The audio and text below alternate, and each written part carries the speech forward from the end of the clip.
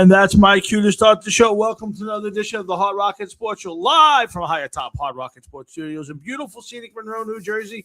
We are your 2-hour weekly get-together. We bring you all our biggest news from around the worlds of hard rock, heavy metal, and, of course, the wide world of sports. And, guys, welcome to Thursday night, August the 27th, in the year of our good Lord, 2026. And I hope you guys have had a great week. I have had a tiring week. I know nobody cares, but I got to say it. It's 2 hours I get to do the show, and I get to decide what kind of content's on before Jeff gets here. So I'm going to tell you, I had a rough week at work, very trying, try my patience, and got a lot done. So that's the good news. The bad news is I'm tired, and I don't seem to be getting less tired. I can be getting more tired. So, but listen. It's a good week. The weather's been shitty with the rain, but much cooler weather, which is always better for me. I enjoy the cooler weather. I don't like cold. Cooler is nice. Cold is not good. But I hope you guys have had a good week and a mixed bag week. We're coming to the end of the preseason football. It goes by even quicker now. It seems like, I used to enjoy there were two things of seasons I always loved. I always loved the time between Thanksgiving and Christmas and New Year's. It seemed like it lasted forever, and you got to listen to Christmas music and have your lights on. Now it seems like Thanksgiving's a week later every year. We only get, instead of getting 5 and change weeks, we get 4 and change weeks. And you lose it. It sucks. And then the other one was NFL training camp, and we wait from February to July, and I feel like it goes by in a blink.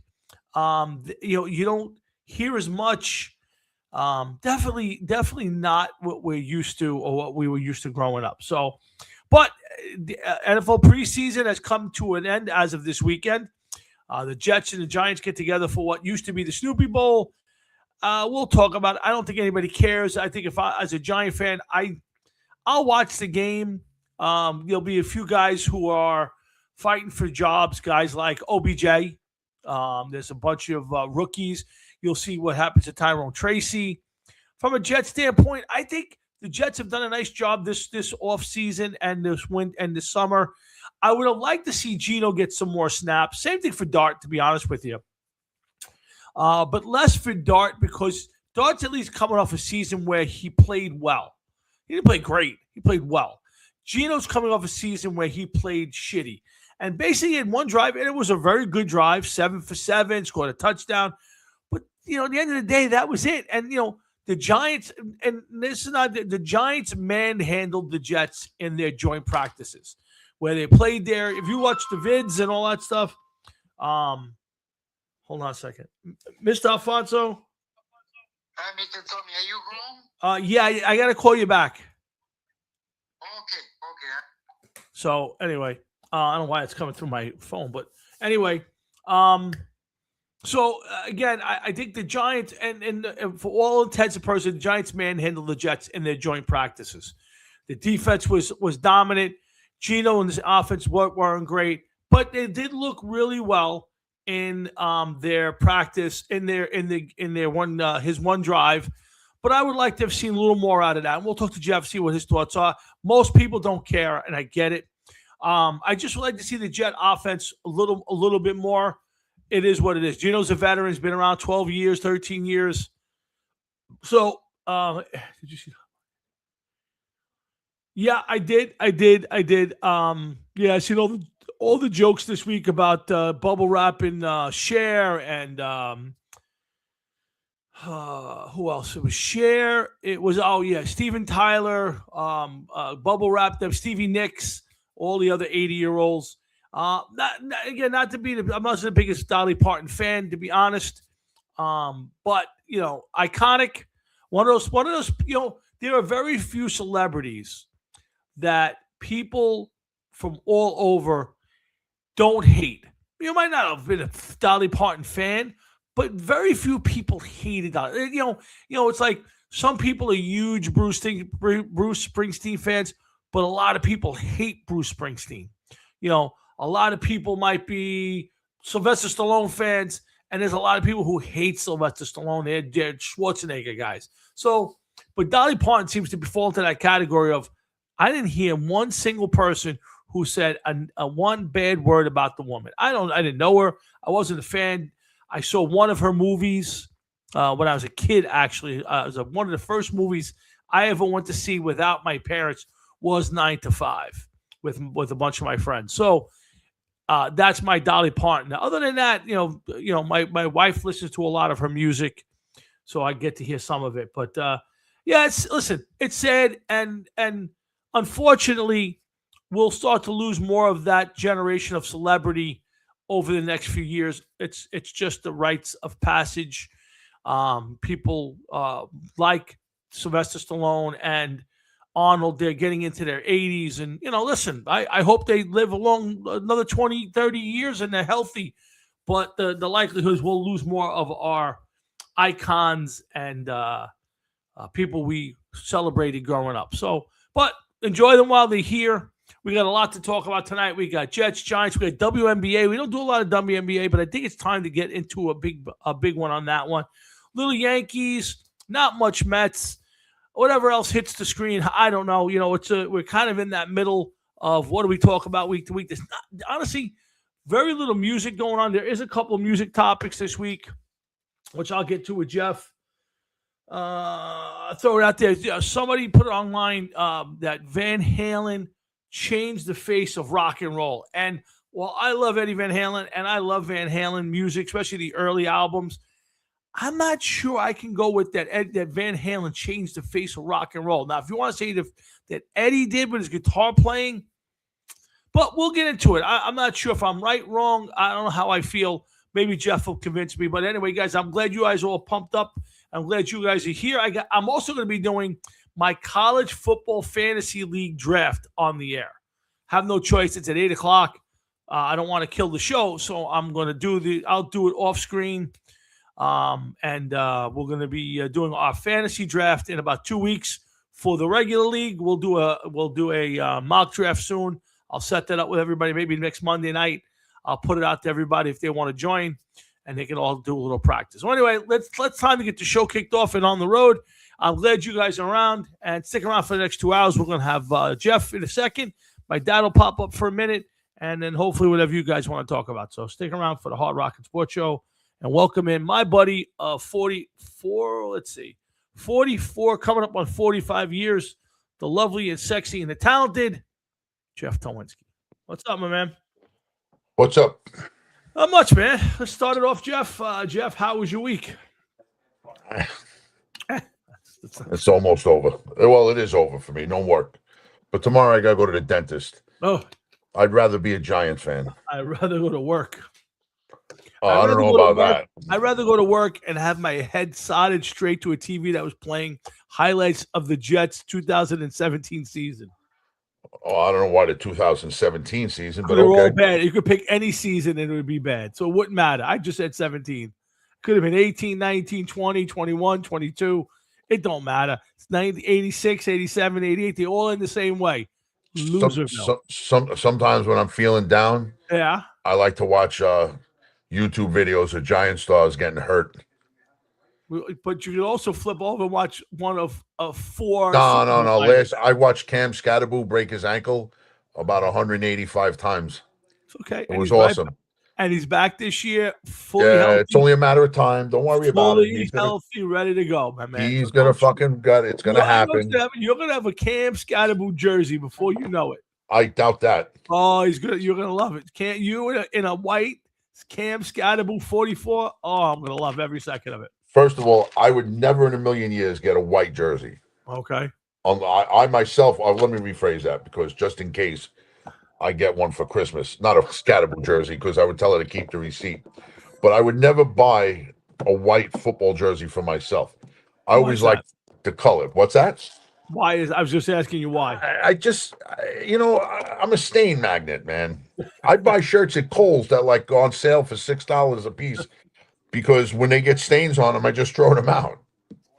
I am also a stain magnet. Between work and eating, I find a way to get a stain every time. So Yeah, but you work in construction, and I don't know what you wear to work. Like, I'm sure you have work clothes and your home I do. clothes. I do. But so if you get stains on your work clothes, that's one thing. But if you got a new T-shirt on, and you go out on a Saturday with your wife, and you go out for lunch, and you're there for 15 minutes, and next thing you know, you got like a sash of oil stain across you or something. That's me. That's you. That's what happens. Yeah, can't help it. Well, so yeah, I mean, listen, I at this age, I'm constantly dripping stuff on myself. We go out, my wife and I, and she goes, "Oh, you got it on your shirt again. You got it on your T-shirt. Oh, you got it on your jacket." It is what it is. I say all the time that's what they we use what they use, that Mother's grandma stain spray. Best thing ever. I'd rather just buy the cheap shirts and throw them out. Best thing ever. Absolutely does not fade the colors, and it absolutely if you take it and get it on there and you wash it. Oh, I will tell you 99.9% of the time that stain is history. So just if you want to save your $6 shirts, there you go. No, but I got it. I'm about to be joined by my caddish out of there you go. Yeah. But I also am a bigger fan of the colored jersey than the white. I don't know why, not for stains and stuff like that. I just think they look nicer. It shows the team colors. I agree. I do own let's see, one white. My Giant jerseys are all blue. I say the only one I have in white is my Gale Sayers jersey, because I was going through a flea market, and it's one of those jerseys that I wish I never bought because it's so heavy you can never wear it. It is the heaviest. It's like walking around with a blanket. It is. I have a Namath jersey like that. Oh my God! I mean, it's a nice looking jersey. I will probably never wear it, and it'll wind up in some sort of a flea market, or you'll be going down the street and you'll see some Mexican guy wearing a Gale Sayers jersey because I put it in one of the boxes, for people. So listen, you can always keep it. Maybe you hang it on the wall one day. You never know. Yeah, no, I've decided, like, I have a room full of memorabilia. Most of it not signed or anything fancy. People just buy me things, but I've decided at some point it's going to come down to a wall of just items that are meaningful. Now, what I mean by that, it'll be like a framed picture of WrestleMania 3 with Hogan and Andre. It'll be 1980 hockey team photo signed by the team. It's going to be memorable moments through my life. And one of them is going to be, now I've decided, is I'm going to blow up a picture from one of our jam sections, and everybody's got to sign it so I can have it framed and hanging on a wall. That's cool. Yeah. So I've decided that. Now, this year's jam, Jeff, before we get to it, might be a little bigger than normal. I know my brother is supposed to be in town, so I'm going to try and get it to happen in the 4 or 5 days he's here. So I will think about reaching out once. I know when he's coming and I know when he's leaving. So there's two opportunities, because Christmas, I believe the eve is Thursday and the day is Friday, if I'm not mistaken. So I don't know. I'm going to look at it now while you're talking. Pretty sure. So my brother gets it to town. Yeah, Thursday, Friday. Yeah, is on Tuesday. So I'll have to assume that Tuesday is going to be a no-go for him. So it's either Wednesday or Saturday, because I know Sunday he's on his way back to California. So I would love to do it on Saturday, because I think that'll be more apropos for Mr. Ron Mormino. I know he's better off there. But again, it's the day after Christmas now. So I'm hoping that a little incentive. Now, I don't know if Mr. Gansas is coming up this year or not. And you never know about the rest of cast of characters. But I have had a couple inquiries from people asking, are we doing it? Yeah. Yeah. Oh, well, that's encouraging. Jimmy mentioned it. Ronnie's mentioned it a couple times when I've spoken to him recently. I think Bob, when I saw Father Bob, he said, let me know when the jam's going to be. I should definitely be back in town. So I think the jam is looking good.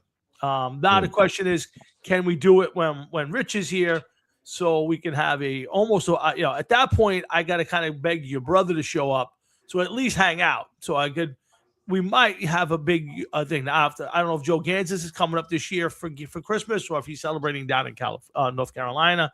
I'll have to inquire, but we are headed toward a full house for Christmas Jam this year. I'll be there. No, I know that there's no doubt in the world. You're one guy I know will be there. So again, we have some options that would fit Rich's schedule, but it is right before and right after Christmas, so that's a tough part. Hopefully, I'm hoping it actually makes it easier to do it the day after Christmas, because most people are settled in at home. If I go away this year for the holiday, I would leave on Sunday morning, come back right after New Year's. So that way I would be able to be at the gym. If it doesn't and it has to happen the following week, I probably just won't go away. But we'll see how it goes. But I'm one way or another, I'll be ready. Yeah, no, I know, and we'll invite all the cast of characters. Have you large stock of shit downstairs that I got to get rid of some of it, and this Christmas Jam is a good way to get rid of some of that. Oh, I'm gonna have to pick you up for that one then. Yeah, pick you up. Have you talked to Johnny Collins? No, but haven't seen much of him on social media lately. No, neither have I. But rumor has it, I'll be seeing him soon. Oh, okay. Is there a resurgence of a particular band that might be happening? No. The birth of another. Oh, nice. Yeah, but that's rumor. All hearsay right now. I don't know. We got to see what happens. Gotcha. Understood. All right. Well, let's hope that it all comes together. And I didn't know if John may have been slighted by something along the way. I have not heard from Johnny Collins or seen him anywhere, and I don't know if he's still working over at the bar or not. I have no idea. Yeah, usually he posts that he's there and he's not there. Haven't seen it. So I was going to actually try to pop by and say hello to him, but I don't know if he's still working there or not. So, well, I gotta readjust here because this cat has her claws out and everything, and I don't like having my back turned to her when she's like that. Yeah, I don't blame you. Let go. So tonight, guys, I actually have my very first ever fantasy football college football draft. What's up, Will Cloak? Will Cloak, I'm going to see you at the maiden show. Good to see you, my man. Looking pumped up for it. So I'm actually got a college football fantasy draft tonight. Good luck with that, man. Yeah. Oh my God. Yeah, college. It's regular draft is tough for the NFL. 32 teams. This is 68 teams to draw players from. Oh, you're told what teams that you can take? No. Well, they only allow you to pick from 68 teams. You're told who to take. Yep. Yeah. Not who to take, but the availability. But that's okay because there are 68 possibilities. Oh yeah. I mean, there's 14 teams in the league, and it's odd and it's weird. How did you get into that? Who's doing that? Frank, of course, the Frank Jeffrey family. I think his son is running this one. I just got into a guillotine league. What is that? Okay, so it's a regular fantasy league, but I believe the lowest scoring team is eliminated. Ooh. So it's basically comes down to who survives to week 14. There's 14 teams, I guess. So whoever survives to that wins the league. There's no money. It's So I'm in the college football. I'm in the guillotine league. I am in a hockey league, which I really love doing. I've finished second 2 years in a row, and I'm in our league, which kicks off in 2 weeks. So it's a last man standing, basically, Matt. It's I've never done it before. Fred, they were looking for an extra team. Frankie asked me if I would do it, and I did it. So we'll see how it goes. But you got to have some knowledge of what's going on with college football and who's who, I guess. Is it through Yahoo or Yeah, like it's all this? they're all through Yahoo. It seems to be the best place to do it. So all my fantasy Yeah, teams. they make the selecting a little bit easier. I mean, it gives you, you don't have to do as much research on some of that stuff. Yeah, they help you along the way. And then I'm thinking next Monday night we'll do a mock. I'll put it out to like Dominic and some of the newer guys if they want to jump in next Monday night. We'll do a round or two. Maybe we do two different fantasy drafts. Guys can kind of just get used to the mechanics of it all. I just want to make sure that I could sign on and shit. Gotcha. I know I don't know who I'm going to take, of course, but I know Yeah. the draft and the sequences and how it works out. But like, I just want to make sure I could get on and know what the fuck is going on. You know what I mean? Oh, of course. But they're fun. I like doing them anyway. Yeah, no, it's a good thing. And How many teams? We have 12 teams. Dude, I couldn't give a shit. I'm going on record right now, live on the air. Are you hearing? Are you listening to me? Are you listening? I'm I listening. don't care if I finish 13th, as long as you finish 14th. Yeah. That's all that I care. My goal is Yeah. to be at least one step above you. That's all that I care about. I'd almost, not quite, almost pay double the fee just so that I could beat you. That's what it's all about. Let me know when you're done. Oh, I don't even know when I'm going to be done. I could just blurt shit out all night just to know that I'm going to top you. I want to see you like this, looking up at me. And if I catch wind of who you want to draft, fuck you. I'm taking him. I've already got my draft strategy played out, and you'll never this year. You can draft whoever you want. You will not come near my draft. Good. I hope so, because last year there was nothing better. The season kicked off when I heard "you motherfucker." That was the kickoff of the season. That's why we're not doing the draft live on the end no more. I'm not going to give you the satisfaction of hearing me curse you out. So no, that's fine. I couldn't care less. That was just a beautiful moment. Yeah. And right then and there, I was like, I just won. I just beat him. It's all right. It's okay. We're all good. We're looking forward to that. We got a lot to talk about tonight. We'll talk a little WNBA. We got some music. We got a couple music topics. Obviously, we'll talk Jets and Giants. Not a lot to talk about, but enough to wet the whistle. And we had 2 weeks. September 9th to kick off the NFL season. Then you got a game on Thursday. You got a game on Friday. You got a bunch of games on Sunday night, Monday night. Oof, there is no shortage of football games to be played. There is no shortage of football. There's football every night, just about every night of the week now. I mean, between college and pros, there's a game. I think other than Tuesday, maybe there is a game every night of the week. College football is on, due to repeats and reruns. I'm talking about live. It's like every. No, I know what you're saying, but I mean, there's some game is on every night of the week. You can always see something. Yeah, and now with the the Big Ten channel and the SEC channel, and I'm watching football. There was last weekend, I think it was. I come across and it says, "Oh, Georgia so and so." Wait, did the season start? And I realized it's like a game from the middle of last year. I'm like, why are they showing this game? It's what they're doing, Tom. It's what they do. I know. Matt's watching Steelers Bills now. Like everybody else in the world's going, who cares? Matt is intently. He's got a pen. He's got paper. He's jotting down the offensive lines. He's got the scout report going. That's why I love him. That's why I love him. Some of those games that they show, whether they're live or recorded or whatever, is not important. But I love some of the college games that they show where like the snack bar is in the end zone because they're playing on such a small field in such a small college. And they make like Wagner College look like fucking Southern Cal or something. It's funny you say that because I watched a couple of Wagner College games last year, and it's funny to watch. Like when you go watch, like you're watching, Alabama or Michigan or one of those teams, and it's 100,000 people, and then you watch like Holy Cross at Wagner, and there's like 6 people in the stands, and they're all like parents of the team, and you go, what a step and a half and 2 steps backwards. If you ever want to go to a Wagner College game, man, let me know. I'd go on a Saturday. I tell you what, that would be a fun thing to do. Actually, Rutgers is playing this year. Rutgers games, it's close enough, and that's actually pretty good atmosphere. And I'm gonna check because I believe Nebraska is coming into Rutgers this year, which is my team. So I think I'm going to get a bunch of tickets and maybe do an outing with as many people as I can get to a Nebraska Rutgers game. But I think it's in November.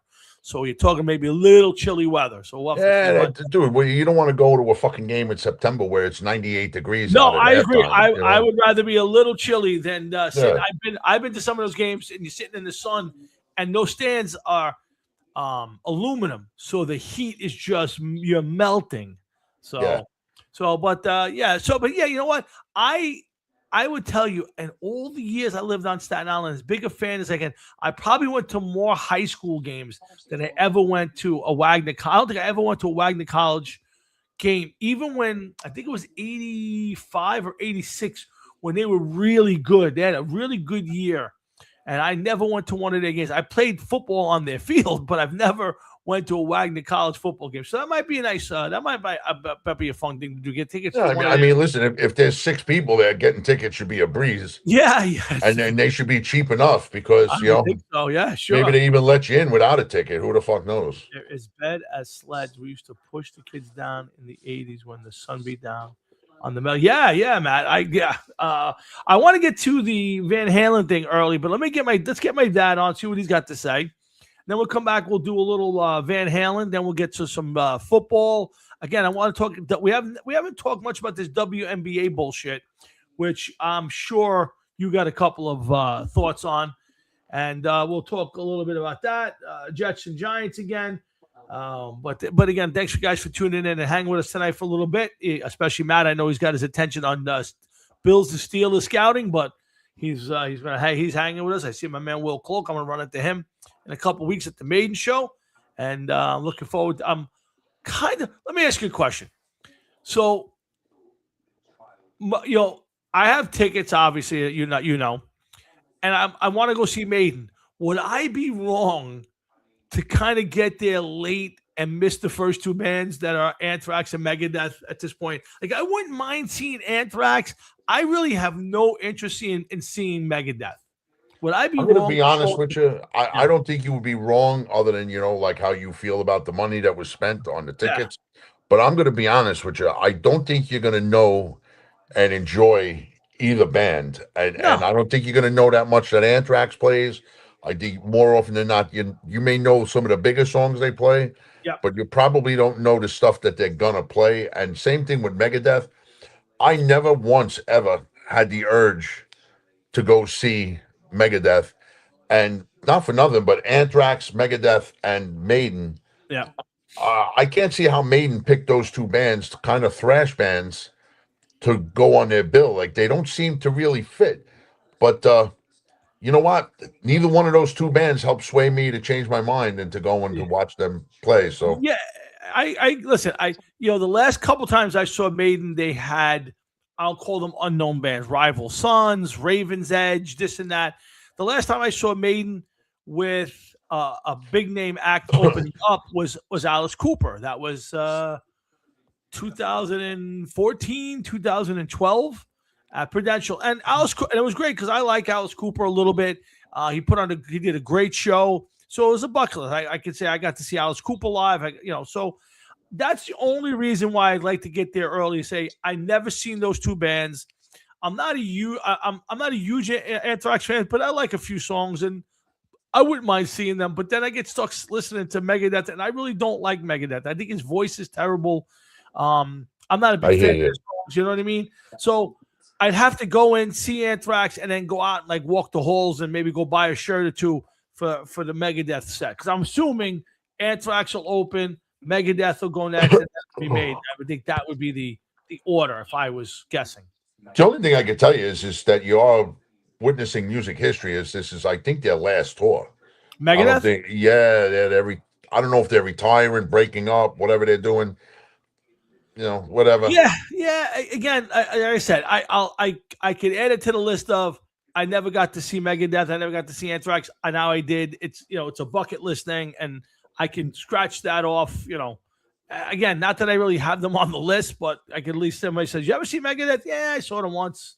So yeah, no, I hear you. It's not a bad situation. For me personally, I just. But I have been giving serious thought to get going on the internet and like, okay, what time's the show start? how long into the show does Maiden come on, and kind of plot it out to get there just in time for Maiden. So I'm up in the air about it. It is a Sunday night. What you should do is, while you have time, you still have a few days, look up their set list, see what they're playing, and see if they're changing the set list, see if they're playing the same set list. Maybe you'd be like, wow, you know what? I got to get there. I got to see this band. I got to see this song, whatever. Or let that help you out, because then you may be like, you know what? This is good. I'm not going. I'm glad I'm not going. Yeah, maybe you're right. Yeah, you know what? You're probably right. So I will definitely do that. That is September 6th at the Red Bull Arena in Harrison, New Jersey. Looking forward to it. Going with the kids. So we should be interesting and have some fun with them and all that. Hey, Jeff just stopped by to say hi. Can't stay for full steam. Been enjoying my 2 weeks. Hey, man. What's going on, dude? And thanks for stopping by. We appreciate it. It always looks good on the clicker when we got a few more people watching every week. So thank you. And enjoy your 2 weeks off, I guess. Enjoy your vacation. I can't wait to tell you the rock story. I have a story about a rock. Oh, boy. Yeah, it's so fucking stupid. It's unbelievable. Let's get my pops on. Let's see what he's got to say. I haven't seen Catalano yet. We'll see if he pops up. And again, we'll come back. We'll do a little Van Halen, and then WNBA, and then we'll get to some NFL and all that other good stuff. So hang in there. What's up, Pop? What's up, guys? How you doing? Good, Pop. Good. What are you up doing, to? Mr. Florio? Good. What do you think of the game tomorrow night? Again, you know what, Pop? In the old days, this would have been the big game. The starters would have played a half or a little bit more than a half. I'm expecting to see very little tomorrow night. If any of the starters do play, and I haven't heard it announced yet, so I'll watch it because it's Jets and Giants. I try to watch all the Giant games. There's a couple of interesting things from the Giant perspective. I know there is still a little bit of jockeying in the wide receiver room. There's 4 running backs on the roster. Who's going to be, who might get more playing time, whether it's Najee Harris or Tyrone Tracy. So there is some stuff for the Giants. I don't think it's much for the Jets, but there's still a couple of things the Giants are still working out. Who's going to be the starting cornerback? There's a rotation of 3 guys right now. So, I'll watch it. I don't expect much to see. I don't think to see much of Geno or Jackson Dart, but I don't know, Jeff. Like, would you, at this point? I think they said that preseason. At this point, Geno's played 10 snaps and Dart's played 14. Is that enough? Nah, I don't know. I don't understand how that could be considered enough. Yeah, I mean, I really don't. Yeah, I mean, Dart played game 1, didn't play game 2. Geno didn't play game 1, played game 2, and now it's game 3 final. Now they've all had joint practices. They've all had training camp.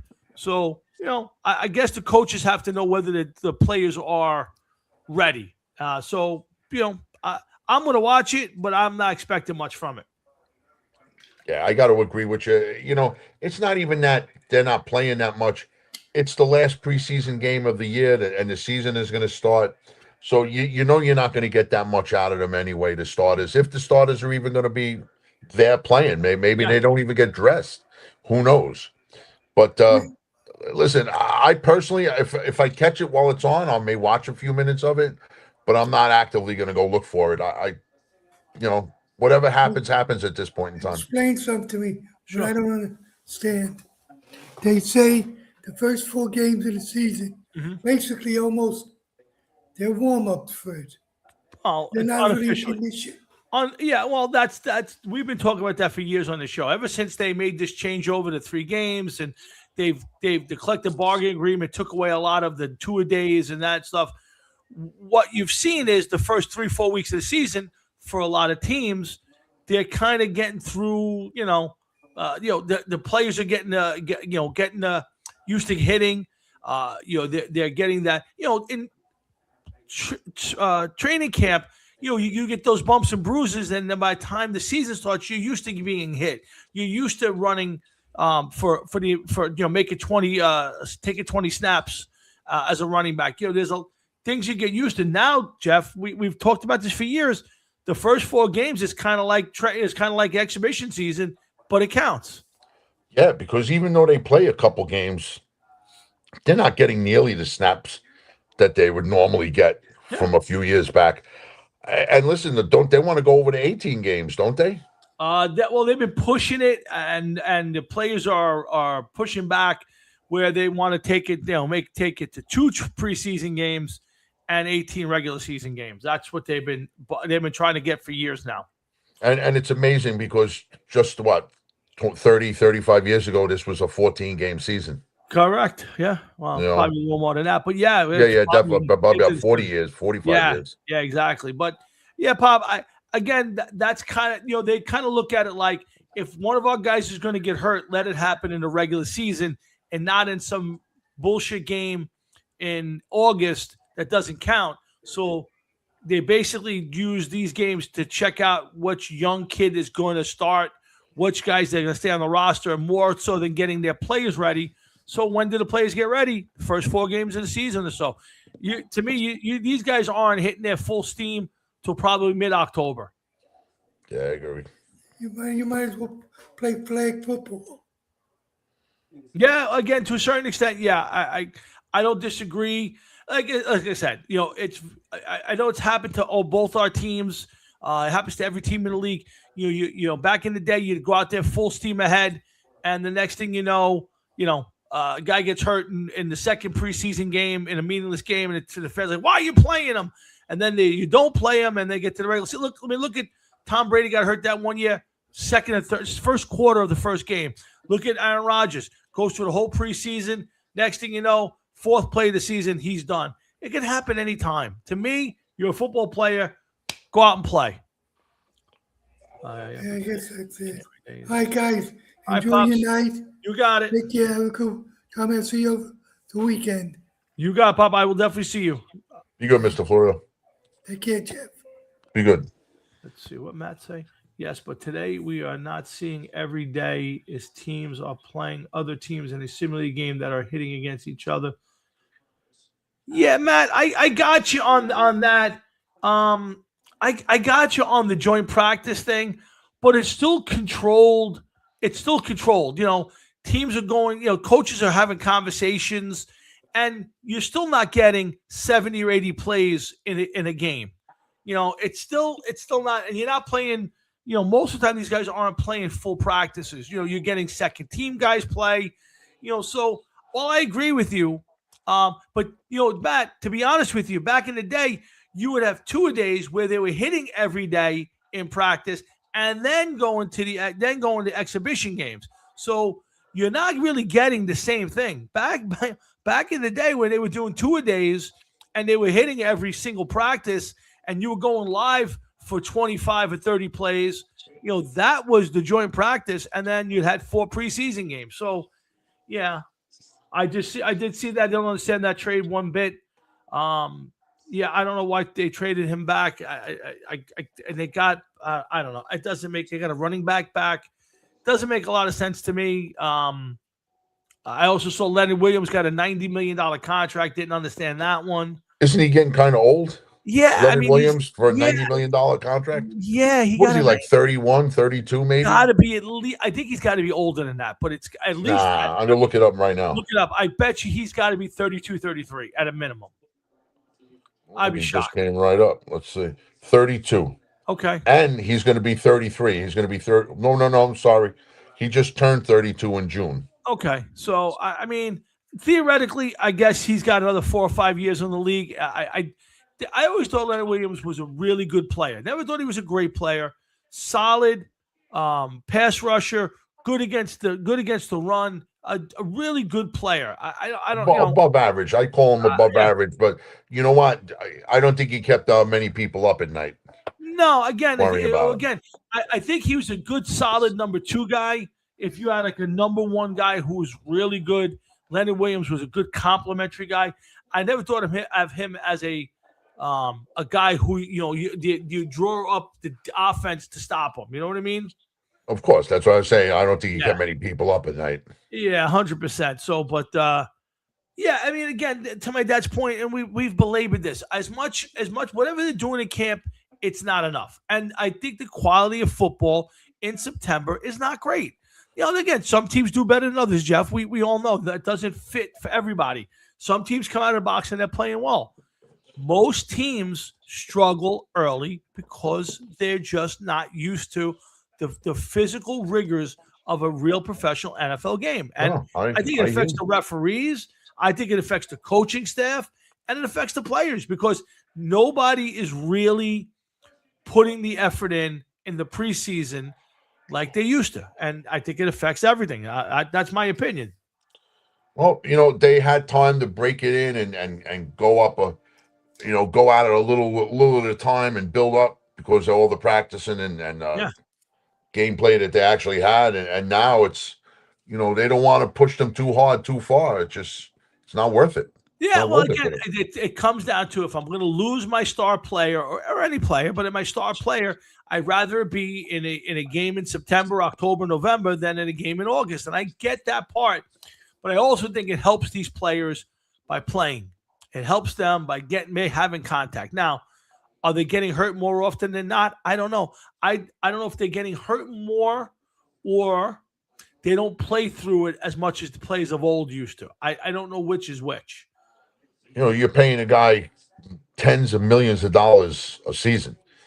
As far as playing through an injury, like you just said, you're not going to want this guy who's getting $50 million a year to get hurt in the beginning of September, and then you can't replace him with somebody who's anywhere nearly as close on the same level because you have the salary cap and you don't have the money to spend on somebody. But listen, this is we talked about this before, a lot of different ways you could look at this, and the owner's paying these players too much, the players expecting too much and getting it, and it ruins a lot of aspects of the game. So I guess everybody is very wary of what's going to happen with their players. And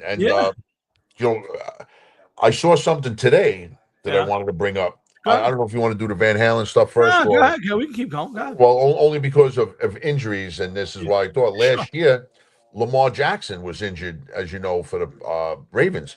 Yep. And it kept their season off kilt a little bit. But this year, I don't know exactly what's going on. I didn't want to read the whole article, and I didn't have time to go back to it yesterday at work, today at work. But there was a rumor, are the Jets interested in trading for Lamar Jackson? Interesting. Yeah, get a load of Mike Tomlin. If Aaron Glenn goes down and they end up getting fired, the Jets bringing in Mike Tomlin and trading for Lamar Jackson. That's an interesting theory. Well, yes, it is. Yeah, I mean, trading for Lamar, I understand. Now, I'm not a big Lamar Jackson fan. I'm not sure you are either, but obviously that's a significant upgrade with a player who's still in his prime. Would probably give them the best quarterback they've had in a very, very long time. I'll be giving them the best quarterback they've ever fucking had. Okay, so I would have to say that. But here's the thing: I don't think either one of us are huge fans of Lamar's playing style. No, I'm not. I think that he's too slight to be playing like that. Yeah. But listen, with 3 first-round picks, coming up, it's intriguing. It's intriguing, especially if they were to get Mike Tomlin. Now, I don't know how true it is. Have fun, Matt. What's that? I said, have fun, Matt. Oh, he's on his way out. Yeah. And listen, would I like to see that happen? It would mean that they're trying to go for it, man, without a doubt. Well, let me ask you a question. If they could make that happen, but they had to give away at least one, if not 2 of his picks. No. I'll tell you right now, you're starting at 3, maybe 4. From what I read in the article, they said that he's worth 4 number ones. So I would never do that.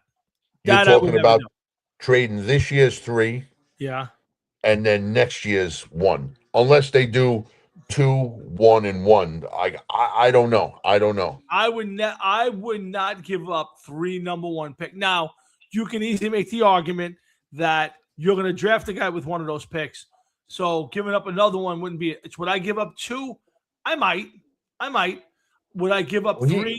For sure, no, definitely not. He's going to be 30 years old in January. So, is he on the decline? I wouldn't say he's on the decline. No, but I would say he's on the tail end of his prime, no? Yes. I again, that's a guy that you're bringing in if you think you're almost ready to make a run. He's going to make a difference for your team without a doubt. I don't know if he'd be enough to bring the Jets up a level, but he would definitely.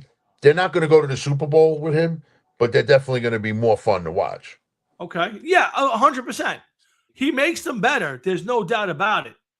He definitely makes them better.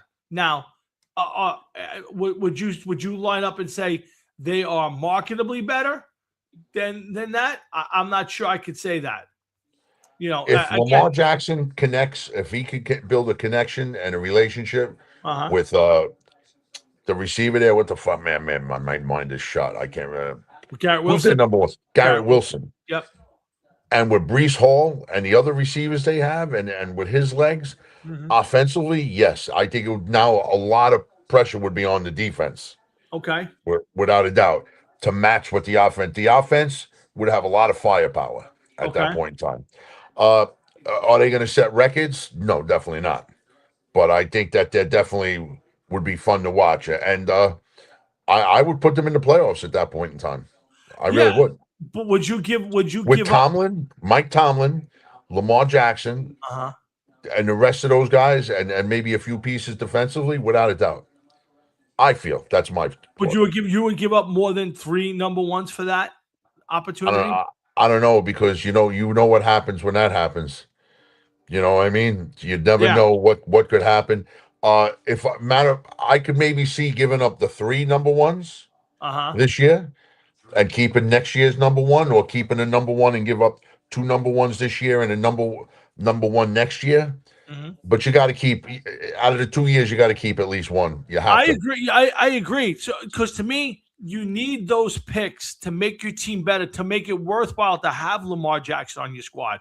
To give up all of those number 1s and not have enough firepower on, you're almost wasting it, because with a guy like Lamar Jackson, and you said it, he's probably at the tail end of his, peak, right? So think about if you don't give him enough talent, and then 2 or 3 years down the road, he loses a step. Well, we all know he's not the greatest thrower of the football we've ever seen. So if you don't maximize his skill set and go for a win right now, I think it's a mistake. And to give up all of that leverage with the number 1 picks and not be able to give him, another receiver, shore up the defense. I think that would be a mistake. But that's, hey, Frank Catalano, he comes in swinging. Catalano comes in swinging. That's all right. Listen. Whatever he says, I don't really give a fuck. That doesn't matter. It don't matter. He has so much against him. He likes anthrax. He came from South Beach. He's a Denver Broncos fan. He knows some chick named Sandy. You got more against you than you got going for you, Frankie. I think that's an interesting conversation. I think the more realistic thing is them getting Tomlin if this is a failure this year. I could see them. I could see them making a big push, and I think. Now, I don't think Tomlin is the greatest coach I've ever seen. But the one thing about Tomlin is he maximizes what he gets out of the players, and his teams are never really full season embarrassments. Now, a lot of Steeler fans don't like Tomlin. But after what we've put up with in New York, I think he might be a breath of fresh air for your squad. Breath of fresh air. Yeah. Listen, look at the AFC North as a division, okay? You would have that in New York with Harbaugh over in the Giants and Tomlin over here in the Jets. And yes, these teams may not be what those guys were used to in their division a couple of years ago, right? But they would definitely add a lot of credibility to the teams. I don't know, man. I don't know. Like I said, it could just be a rumor. It could have just been a fabricated story.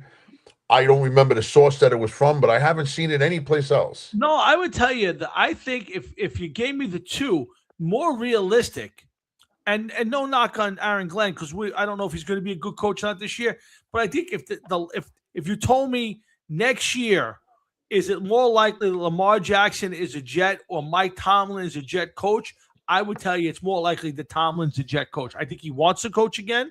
I think he took a nice year off. And I think going to New York and to the Jets, I think would be an ideal landing spot for a guy like that because I think he can write his own check. I got to say this much. It says, I just looked it up real quick. Yeah. Lamar Jackson going to New York Jets is only an unverified rumor and is not happening. Where the rumor started, the insider report. NFL insider Jason Confora claimed the Jets owner Woody Johnson might try to hire Pittsburgh Steelers coach Mike Tomlin. No date on that. The Lamar connection. The report speculated that if Tomlin goes to New York, quarterback Lamar Jackson might want to trade to join him. Why the rumor is unlikely. Under contract, Jackson plays for the Baltimore Ravens and has a massive contract. Mike Tomlin signed a deal to work with NBC Sports after leaving the Steelers, making a quick jump to coaching to the Jets, very difficult, and a couple other things here and there. So it seems as though this is one of those things where if it was to even happen, if it's true, the planets would have to line up and,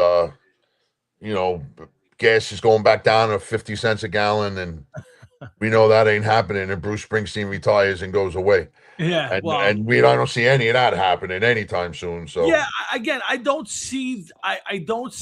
Now, listen, if you're Baltimore and you come out this year and have a bad year, could I see them taking Jackson and making a trade to a team that needs a quarterback and grabbing a whole bunch of picks? Yeah, I think that's legitimately legitimate.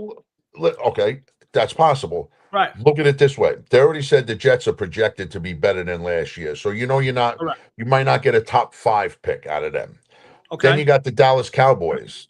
A lot of people are high on the Cowboys this year. Should win their division, may even go to the Super Bowl. You don't know. Yeah. Then you got the Indianapolis Colts.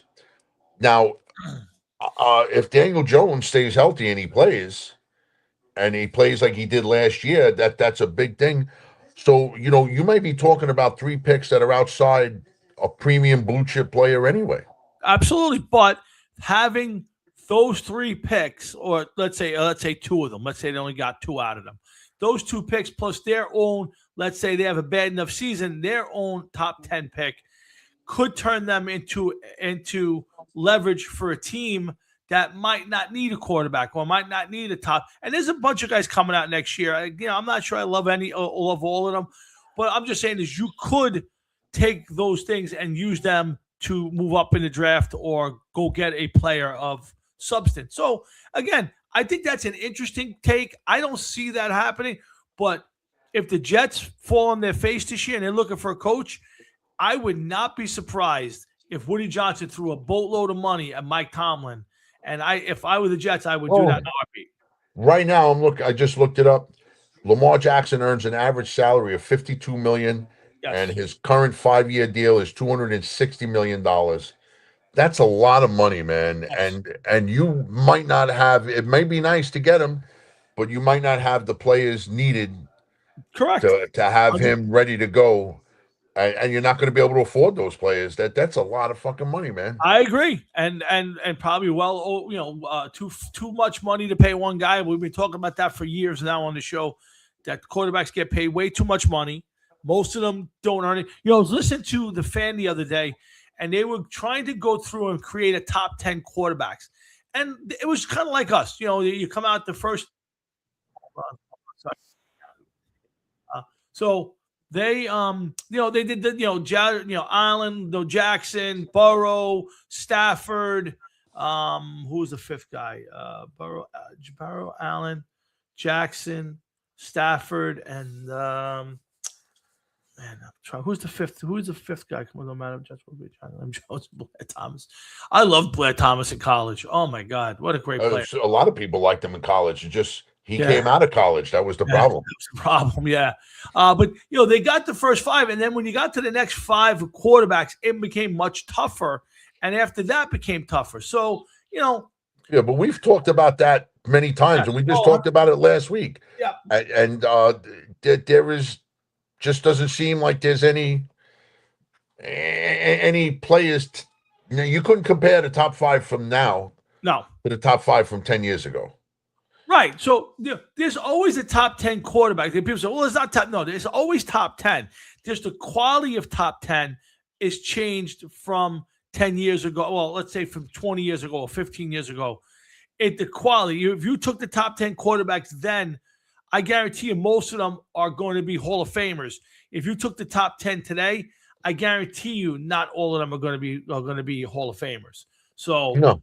it's the quality of play at the quarterback position. We've talked about this ad nauseum, is way down.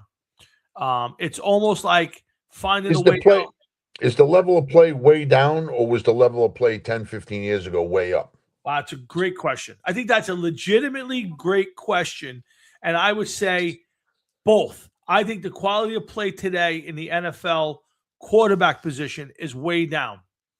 Now, I do think there's a difference between, Peyton Manning, Drew Brees, Aaron Rodgers in his prime, that whole crowd, as opposed to, even the five, I know that Lamar Jackson's in that crowd, but Lamar Jackson doesn't come near the top five with that crowd.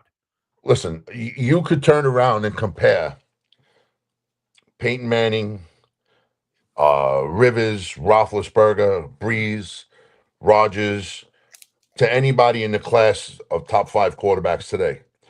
You cannot, and I know you'll know what I mean when I say this, you cannot compare today's top 5 to the top 5 from 10, 15 years 100%. ago. No, Okay? Because if you're measuring today's player up against those at quarterback, they're just going to lose. That's all there is to it. 100%. But if you compare today's guys to yesterday's guys to today, you're going to be like, well, they threw the ball better. They're just better players, it seems, all around. Absolutely. There's no doubt. You nailing it. You're 100% right. Again, they're just I think the quality of play is better there, and I think the quality of quarterback play today has shrunk because they don't teach them to play quarterback. They teach them to be athletes. There's not enough quality players to fill the position. Yeah. There's not enough quality players. Does Trevor Lawrence still a number 1 quarterback 10, 15 years ago for his team compared to today? And every year it's like, is he going to get better? Is this year he's going to get better? Is he going to get better? You're waiting on Williams from Chicago to get better. He got a little bit better last year. Absolutely, yeah. But let's see what he does this year. Correct. Jaden Daniels. Well, I'll tell you, I give you the guy that everybody was talking about is Justin Herbert. Justin Herbert's got all the tools, the look, the whole bit, and he can't put it together. So the question becomes, guys like Lawrence and Herbert, Jaden Daniels, you got to give him a chance. He had one good year. Yeah, but you know what? You say that about Herbert, but you know what? Let me ask you something. Are they giving him a team in San Diego? Yeah. Just because he may or may not be a good quarterback, if he doesn't have the right tools around him, it's not going to look very good if the guy he's have around him is substandard. I agree.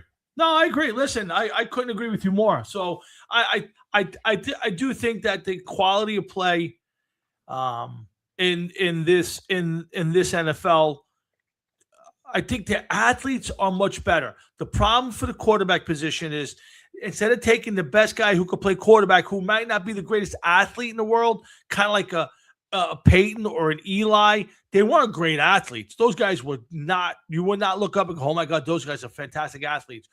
All you would say is, right. What you say is those guys are great quarterbacks, and that's the problem you have today. Is these guys are great athletes, but they're not great quarterbacks. And if I'm them, I definitely want to have a great quarterback, not a great.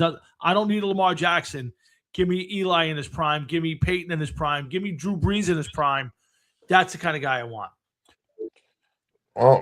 Matt, Frankie, hold on, guys. I'm making my pick. I took Arch Manning as my first pick in the draft because I wanted to take Arch Manning as my first pick.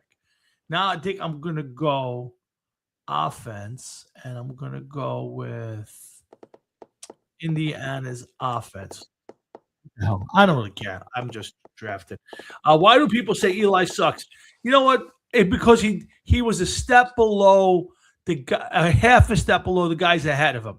Eli was one of the best. You're walking into an ambush. It doesn't matter. Eli was a half. Eli was a great fourth quarter quarterback. Great in the playoffs. All of that. he was just not his brother. He wasn't Drew Brees. He was a little step below that. But Eli didn't. He looked like he was. He looks like he wears a helmet off the field too. His numbers were ever good or weren't ever good, Frankie. I'm trying to figure out what you are you going with the Eli does suck, or you're saying Eli is good? I'm just a little confused. But He's a little confused. Yeah. Yeah, like I said, to me, when I put Eli's numbers up against everybody else's, he deserves to be in the Hall of Fame. I get the record is 100. He's like 50. He's a 50-50 quarterback in the regular season. I think it's too much on the quarterback. There are other players. How many times did Eli leave the field as the winner and the defense give up a touchdown? Go back to the Deshaun Jackson punt return for a touchdown for them to lose. Eli left the field. He was winning. Yeah, so to me, you know what I think. I think that here's what I think is the problem with Eli. Okay, Eli played in a time where there was great quarterback play. You had Brady. We all know the names: Brady, Breeze, Roethlisberger, a whole bunch of different players. Yeah, there are a lot of offensive players, and I mean offensive players putting up big numbers and everything else. He just couldn't do it. He couldn't do it. He wasn't one of the ones to put up huge numbers. He wasn't one of the ones that had gaudy stats. The Giants were never a team that was like 14-3 year in and year out. But some of these other teams were.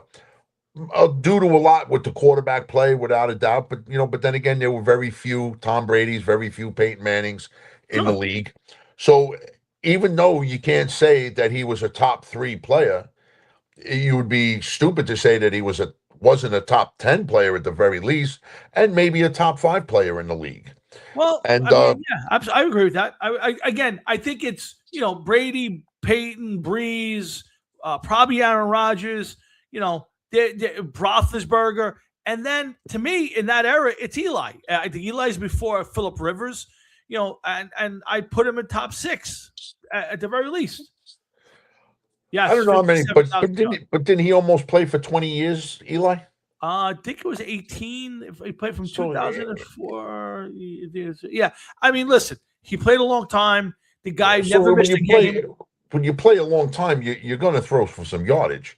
Well, compare his stats with Roethlisberger and Rivers, and Eli's numbers are right there. Now, I think Eli threw for more interceptions than Roethlisberger did. And Roethlisberger had a great winning percentage as a player, but yardage, touchdowns, it's all pretty close. So to me, at the end of the day, I think he is a Hall of Famer. I certainly don't think Eli sucked, and Roethlisberger had 418 touchdowns and 64,000 yards. So I'm going to look up Eli. Eli's 57,000, I think 57, 58. And I definitely think he had 300 and something touchdowns. I don't think it's 400 though. He had 57,023 yards. Yep. And he threw for 366 touchdowns. So I mean, they were somewhat comparable, but yeah, I mean, again, if I had to pick between Big Ben and Eli, I would have went with Roethlisberger. Yeah, that's why I said Ben was 5 and Eli was 6. I don't put him ahead of him for sure. But Eli did have 2 Super Bowls. Big Ben didn't get that. He only had 1. He may have gone to 2 Super Bowls, right? Well, I think that's a good question. I think he definitely played in 2, Ben. I don't know if he won 2. I don't think. I know he lost at least 1. Yeah, I'm pretty sure he lost 1, but I know he won 1. Peyton won 2. Obviously, Peyton won 3, didn't he? No, Peyton won 2, lost 1. Oh, Peyton Manning? Yeah, he with the Broncos. He got crushed by the Seattle Seahawks. Yeah, but then he won with the Colts. One with the Colts, 1 with the Broncos. He didn't win 2 with the Broncos? 1. I thought he won 2. No, he went to the second one with the Broncos, the first one with the Broncos, and he got crushed in New Jersey. Hold on, Ben Roethlisberger did win 2 Super Bowls. Okay. He did win 2. Okay. Oh, he did win 2. So he went to 3 Super Bowls and won 2 of them. I guess, yeah. Yeah. So okay. Yeah. Again, it's hard to compare. But do I think Eli sucks? No. Do I think Eli was as good as the top 5 guys? I don't. I think it's a little bit. But in a big game, I would have no problem throwing Eli out there and saying, I need you to win this game for me. His great games were as good as anybody. And the guy played every single week. If it wasn't for, Ben McAdoo, Eli would have played the string out right to the end. And I think that's one of the biggest slights on the Giants ever. But Eli, yes, Eli. That was one of the greatest highlights for my I know watching football. I know. It was awesome. It was awesome to watch the Giants, the New York Giants, give former Jet quarterback Geno Smith a chance, and who unseated 2-time Super Bowl winner Eli Manning. You're happy. You're happy now. Of course I was happy. First of all, the dysfunction that the Giants were at that moment in time, even if they corrected it and won the next 15 Super Bowls, that nanosecond of a decision, like, let's put Geno in. Like, what could you imagine being in the room that day hearing that comment? And then somebody else said, okay, let's put him in. Like wasn't somebody like, Jesus Christ, what the fuck is going on here? Yeah, I'll never understand that. No, nobody will. If they had sat Eli to play Davis Webb, who was, not going to be a great quarterback, but if you said we want to see what Davis Webb is because we have to draft a quarterback soon, I would have almost understood that. But to play Geno, that's understandable. You already had a body of work on Geno Smith. So, it doesn't, it don't matter. It just doesn't matter. They fucked up, and that's why he hasn't been a head coach since. Absolutely. There's no doubt he screwed that up, but I blame John Mara. John Mara could have easily said, you're out of your effing mind. You're not doing this. He went upstairs and asked, and they okayed it. They went to Eli and said, you want to start the game so you keep the streak alive? And to Eli's credit, he said, you're out of your mind. If either I play or I don't play.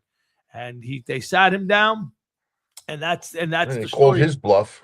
Yeah. So and they made him cry on TV and everything, man. That was the second best moment in my watching football, watching Eli Manning cry.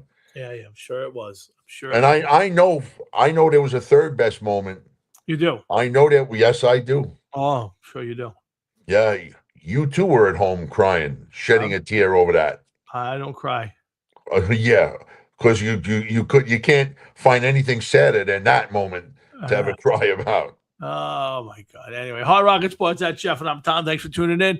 Jeff, somebody online said, hey, to me, the rock and roll, the face of rock and roll was changed when Van Halen did their thing. And now I'm a Van Halen fan. You're a Van Halen fan. We both love the early stuff.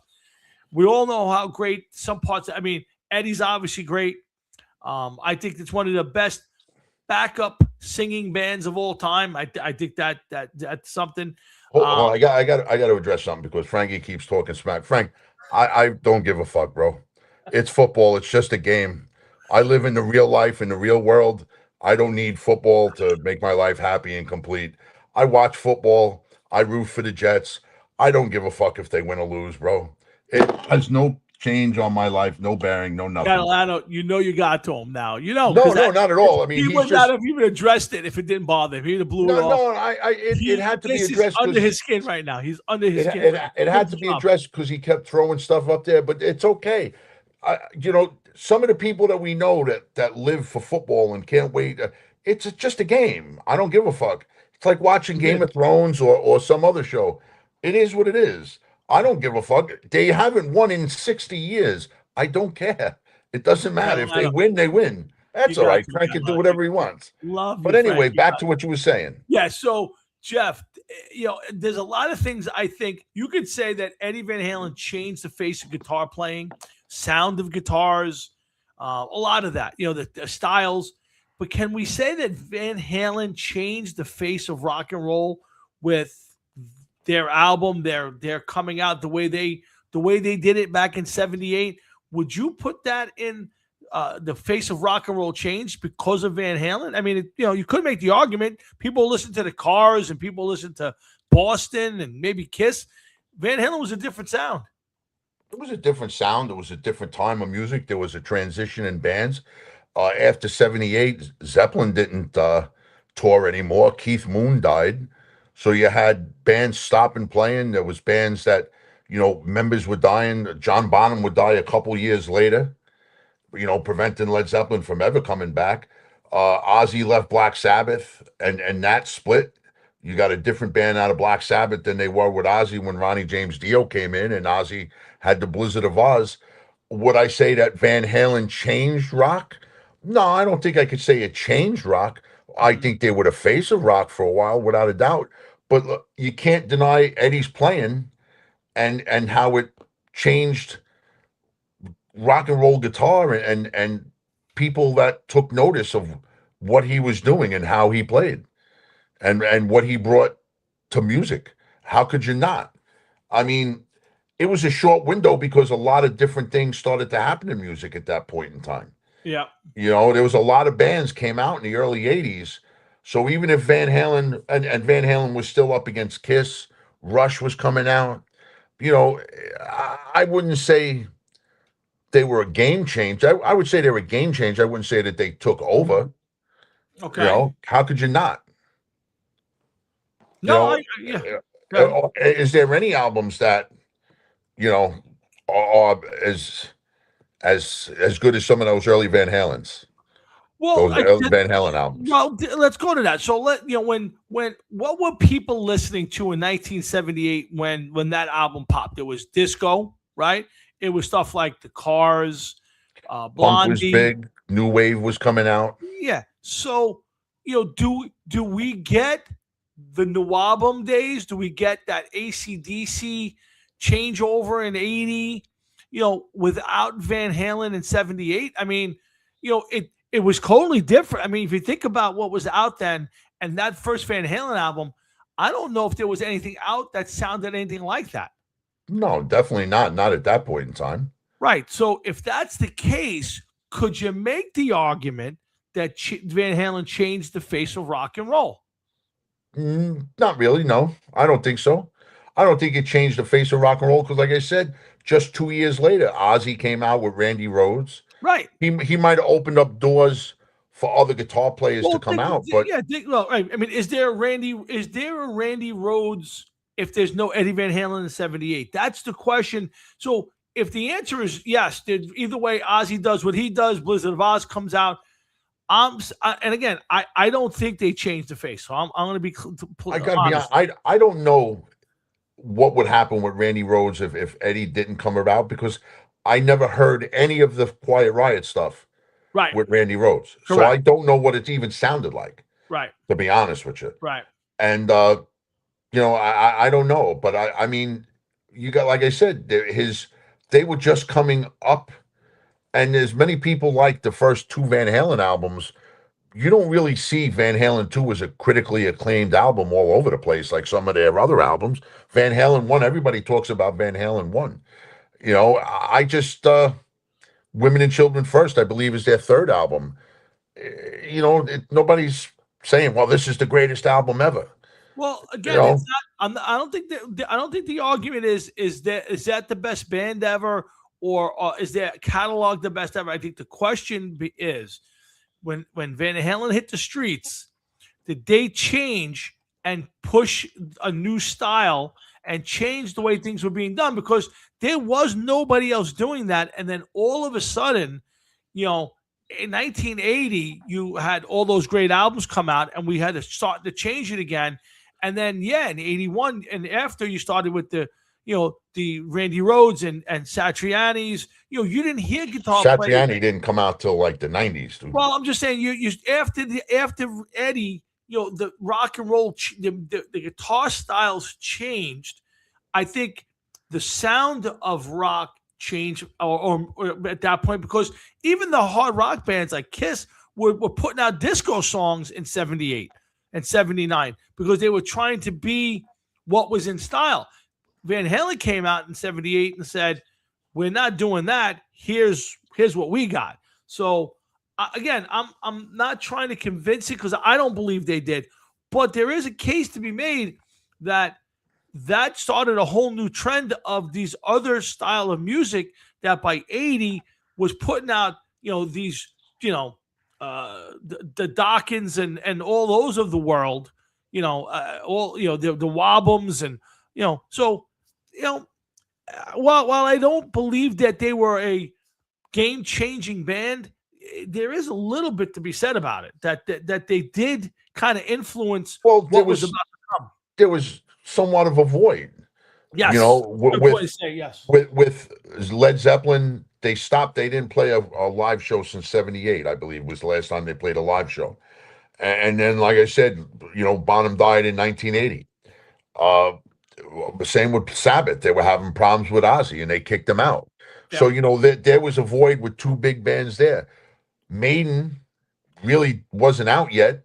Nope. Priest might have put out a few minor albums, but what we know about Priest today was not happening in 1978.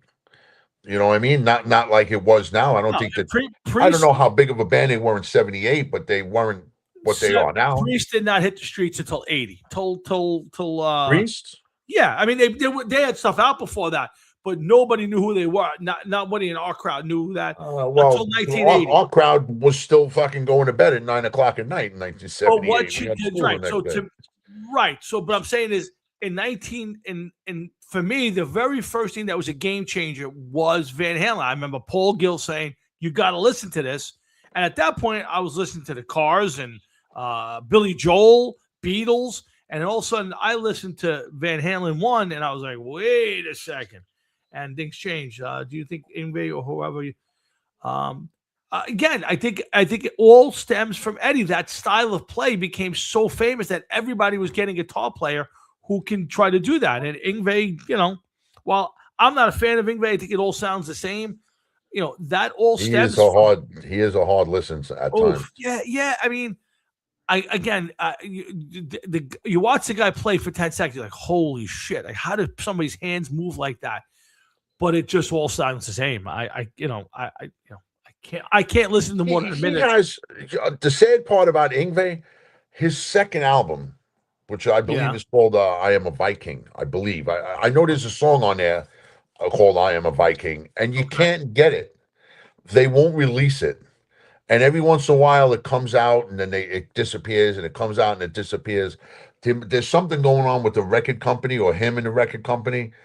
But some of the best songs that he had were like on the second, third, and fourth albums. You know what I mean? The rest of it, I just lost track of him after that. And I only have sporadic songs of him. I can't listen to some of that stuff. It's not for me. I don't like that stuff like that. I'm with you. First of all, I'm not a big instrumental guy. And after a few minutes, I start to zone out. Like I'm not listening anymore. So it's like driving in a tunnel. It just sounds the same. It's the same shit. Yeah, very much so. So I'm again, while I celebrate how great a player he is, I'm just not a fan of the style. I don't even think I've ever listened to what was his band? Was it Alcatraz? No, he was in a band called Alcatraz. First of all, he came out in a band called Steeler. Yes, with I Ron Keel.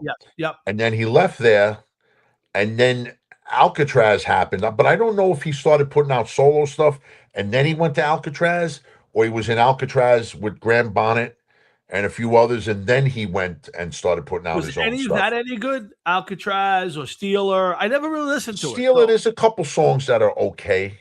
Yeah. It sounds what it is, basic 80s metal with him going off. And Alcatraz, if you like Graham Bonnet's voice, you maybe like some of the Alcatraz stuff. I'm not a big fan of Graham Bonnet. I don't know. It's just when he sings, I don't know. He just like a flat line. Like he's not very melodic, I guess you could say. Okay. He doesn't really do much for me. It's not bad, but I mean, I'm not like if it comes on when I have my phone on shuffle and it comes on, I'll be like, okay, but I'm not like, hey, I got to listen to some Alcatraz today. Yeah, can't say that. I remember listening to Yngwie in your room. You had a poster of him up, if I remember, and you had some of his stuff. And I remember saying, it's obviously it's something I'll never be able to play, and it just was nice. Yeah, one was positive. Oh, I know I had Schenker posters. I remember. You may remember the posters more than I do. I still have them. Still have all of those posters and pictures in my shed. Really? Wow. Yeah, not hung up. They're in a box. they're probably fucking dry rotted to hell by now. Hey, listen, you know what? That was a big time changing in music at that point in time when he came out. I think he came out in like 84, 85, Yngwie, with his stuff, you know, and you know, listen, everybody gave him a shot when he first came out, you know, because it wasn't like we had the internet to check music out. You had to wait for them for his stuff to come out. And I remember trying to find the Steeler album, and it was a hard find. You couldn't find it. And I eventually found it, and I'm going to look real quick on iTunes if Steeler is available. Yeah, there he is, Steeler, Cold Day in Hell. Yeah, but Steeler went from 1983 all the way to 2020 before they put out an album. Really? Wow. Yeah. And you know, I don't know, man. This isn't one that I'm going to be downloading. The other Steeler album, Cold Day in Hell, Backstreet Driver, Born to Rock. There was one song on there that was really good, Hot on Your Heels. I don't know. We had Ron Keel on. Yes. Yeah. Nice guy. Really nice guy. Until I didn't know any of his stuff and sets. He got mad. Remember that? Yes, he did. I don't think he'll be coming back on this show. No. I think he was a big Detroit Lion fan, if I'm not mistaken. I don't remember. I'm pretty sure he was a big Detroit, but I remember he had a bad reception. I think John Mahefka was very close with him for a while. Yes. And that's how we wound up getting him on the show. Nice guy, very nice. Listen, he'd have to be your brother-in-law now to come back on this show. I would say, and even then, I'm not sure. Oh boy, yeah, nice guy. Again, dude, keep going. I gotta run to the bathroom real quick. Yeah, Hard Rocket Sports. That's Chef, and I'm Tom. We're here 8:25 already on a Thursday night. Got some preseason football on. I am actually drafting my college football fantasy team. I've never done a college football fantasy team before. Again, speaking of country music, the passing of country legend Dolly Parton. A shame. You know, it's funny. You were hearing all this stuff. Dolly, she was kind of sending cryptic messages, and then all of a sudden they said she got cancer recently. I don't know how true that was. You know, Dolly Parton's been one of those people who feels like he's been around in your life since you were since you were a kid. Like, I remember watching TV shows in the 70s, and Dolly would be on Johnny Carson or Bob Hope specials, and so Dolly Parton's been in and out of my life for. Do you like the new Kiss Live? I have not heard it yet, Frankie. I have not gotten it or heard it yet. In fact, I was in the record store near my job yesterday, and I had it I think I had it in my hand, and I did not get it. And it was something different, and I didn't grab it. And I said, I got to do more research on it because it was expensive. So I have not listened to it to this point. So forgive me as a Kiss fan for not. But I have not been able to. I've not gotten to that. I just heard about it, so I am like you, Frankie. There's about 2 Alice in Chains songs that I actually like. Other than that, I don't get it. But you know, Jeff's into that kind of music, a little darker, deeper stuff than I am. But as far as like the Alice in Chains. You know, I don't know how that's considered grunge to me to a certain extent. You know, what are you talking about? Alice in Chains. What about it? No, Frankie's breaking your balls a little bit. It's not like a live. I'm sorry, I thought he was making fun of Alice in Chains. No, you can say whatever he wants to say. Who gives a fuck? I buy Vinyl. I have a ton of it next to me here. I was in a store yesterday looking for something, couldn't find anything new that I wanted. I'll tell you how sick I am. I was searching the store yesterday on my lunch break for a Houdini album. I wanted to buy one of Houdini's albums, and they did not have it. New or used? Used. Again, it's very hard to get used albums. Like, you got to go and you got to spend time going to the rack, each rack. Now, a lot of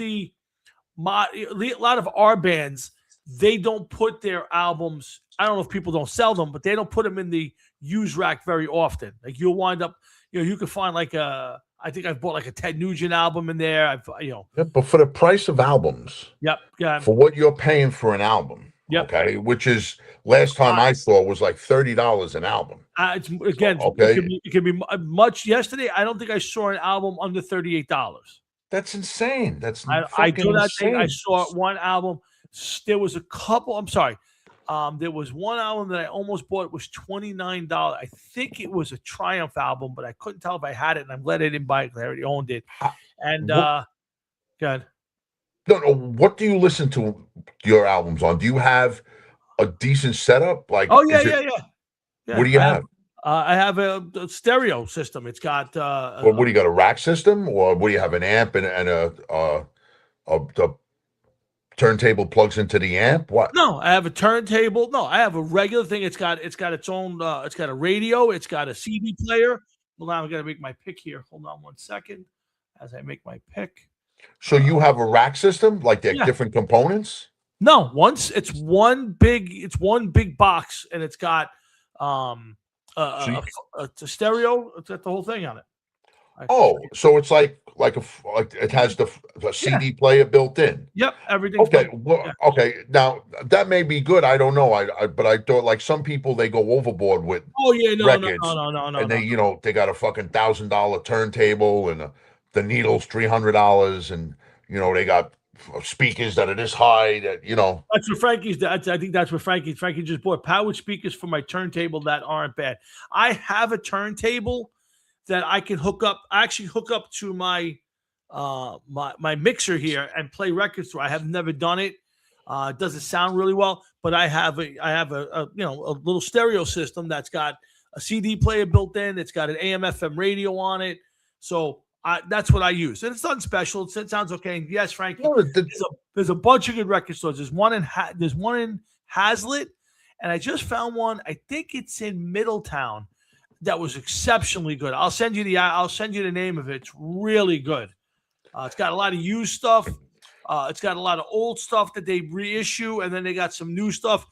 It's fantastic. Last time I went, I bought a bunch of like Rush albums, and it's that.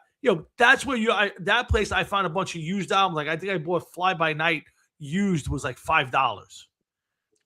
Yeah, probably because of the Rush album, they didn't realize what it was. Maybe, I don't know, but it was really it's funny. It was this like little hole in the wall place, and I wasn't going to go in. And my wife said, "Oh, there's an antique store next door. I'll go next door, and you go in there." And when I went in, I was like, there's not that much here. And then I found there's like a second level, and they sell like used cassette tapes and all sorts of shit. But they had a ton of cool like stuff from our era, used, new, semi-new. Yeah, it's really very, very cool. I was very happy. You got to see. I'm sure if you do your homework, investigate, you find some kind of used store, whether it's online or Manhattan or somewhere in Jersey. I'm sure there's got to be one someplace where you could get records cheaper.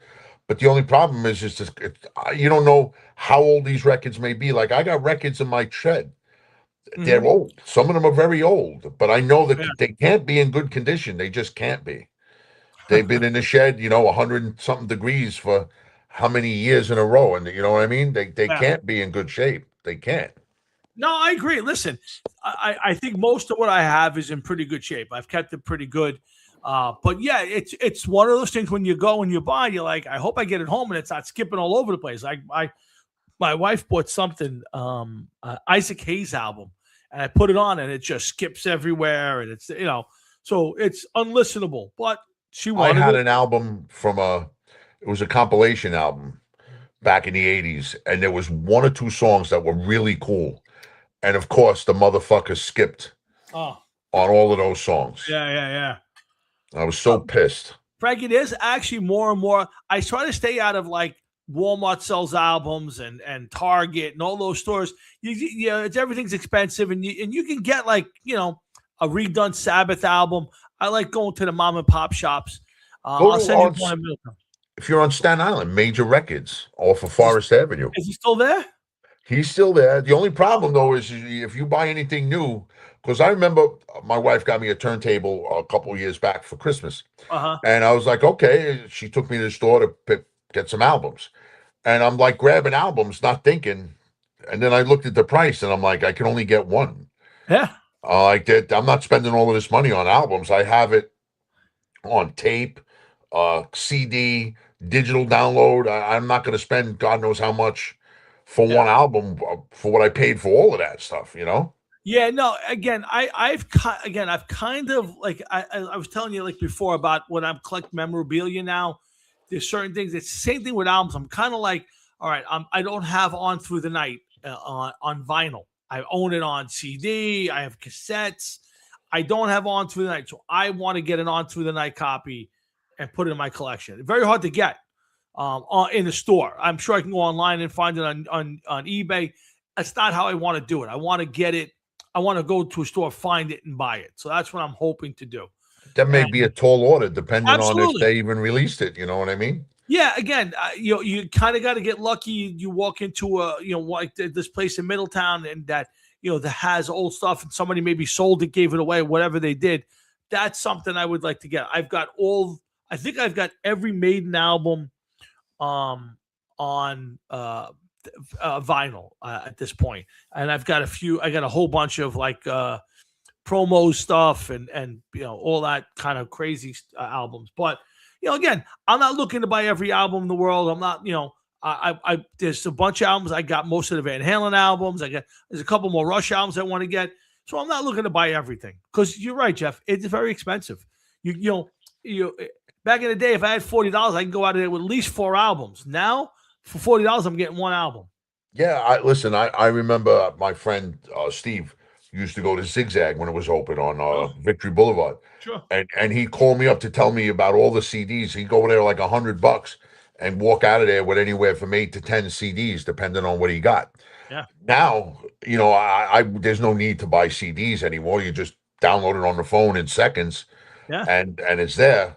But do they even make CDs anymore? I mean, I know in the cars don't even come with CD players anymore. No, they don't. But you can still get them online and stuff. And there may be certain stores, like I don't see them in Best Buy.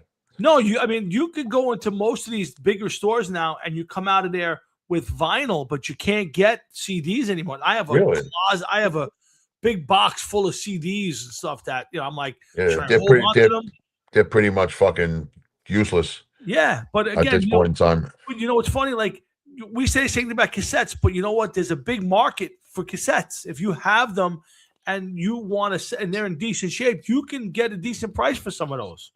So it's interesting. I don't know. Things come around, they change this and that, but the only problem with tapes is that if you have a cassette tape, from 20, 30 years ago, whatever it is, however long you've had it, you don't know. Just from moving around, the temperature, that thing not being used, if the tape fused together or whatever. Oh, sure. You don't know what could have happened with that and you put it on, and next thing you know, it gets eaten. You don't know. 100%.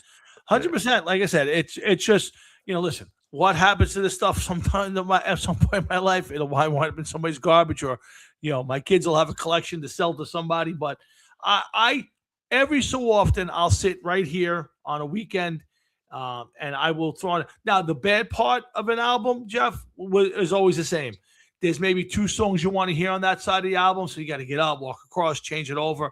As opposed to, if I've got an Amazon Music list, I can create one and it'll just run for 2 hours, and it's no big deal. If I had a CD in, I can click the button and skip to the next song. It's a little bit more of a pain in the ass, to be honest. But I love listening to an album, and I got all my old ones. I just saw today that Girl School's album is hitting the 40 something year mark, and I was looking, I got it. I was like, holy shit, I got this album for 40 something years. Now, I don't think I've Boston 2 days ago was the 50th anniversary of the Boston's debut album. Yeah, crazy, right? Yeah, I remember when that came out, it was all over the fucking place. Yeah. That's crazy. But listen, at the end of the day, it's what you like. So for me, I like to collect some stuff from my youth. 1 being albums. 2, again, I'm going to change my decor to be more signed memorabilia for certain points and times in my life. And there are dozen, maybe more, where I could point and say, Hogan, Andre WrestleMania 3, Miracle on Ice, the first Giant Super Bowl. There are some points in my life where I want to have a piece of memorabilia. And when somebody says, why do you have that? I can explain. I just don't want to have too many random things on the walls. So, well, listen, you have some nice stuff, I'm sure. Yeah, you can't get rid of it. Just throw it out.